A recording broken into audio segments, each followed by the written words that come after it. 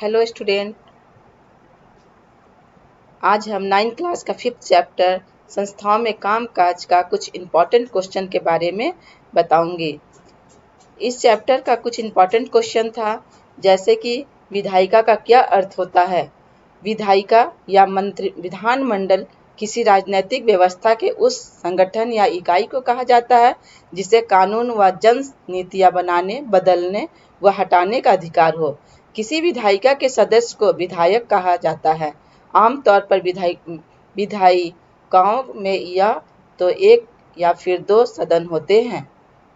दूसरा प्रश्न है, कार्यपालिका किसे कहते हैं? कानूनों का क्रियान्वयन करने वाली संस्था या कानून का निर्माण करने वाली संस्था कार्यपालिका कहलाती है। कार्यपालिका राज्य के प्रधान तथा उसके मंत्रिमंडल दोनों रूप में होती है। नेक्स्ट प्रश्न है हमारा, न्यायपालिका क्या है? न्यायपालिका के बारे में बताएंगे। न्यायपालिका किसी भी जनतंत्र के 3 प्रमुख अंगों में से एक है। अन्य 2 अंग हैं कार्यपालिका और व्यवस्थापिका।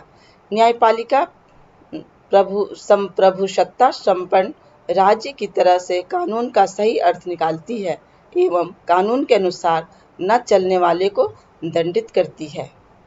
चौथा प्रश्न है, कैबिनेट का क्या मतलब है? किसी सरकार के उच्च स्तरीय नेताओं के समूह को कैबिनेट कहते हैं। प्रायः उन्हें मंत्री या मिनिस्टर कहा जाता है। पांचवा प्रश्न है, संसद की परिभाषा क्या है या संसद किसे कहते हैं? संसद भारत का सर्वोच्च विधायी निकाय है।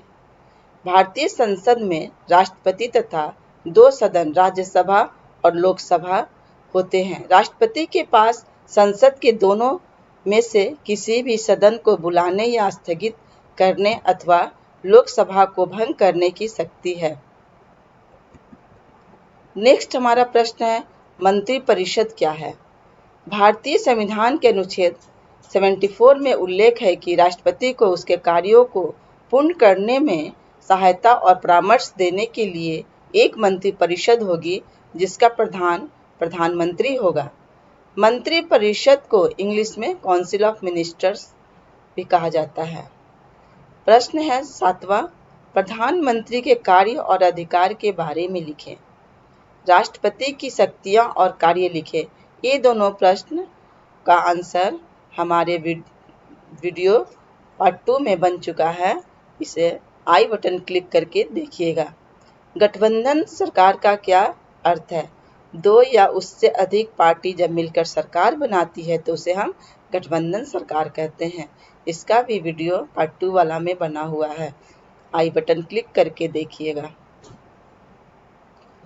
लोकसभा और राज्यसभा क्या होता है?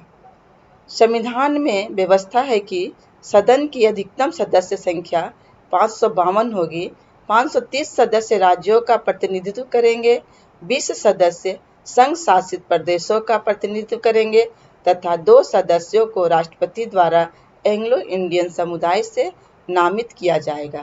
वर्तमान में सदन की सदस्य संख्या 543 है। नेक्स्ट, राज्यसभा। संविधान के अनुच्छेद 80 में राज्यसभा के सदस्यों की अधिकतम संख्या 250 निर्धारित की गई है, जिनमें से 12 सदस्य राष्ट्रपति द्वारा नाम निर्देशित किए जाते हैं और 238 सदस्य राज्यों के और संघ राज्य क्षेत्रों के प्रतिनिधि होते हैं। लोकसभा और राज्यसभा में अंतर, यह भी प्रश्न एग्जाम में पूछते हैं। धन्यवाद बच्चों।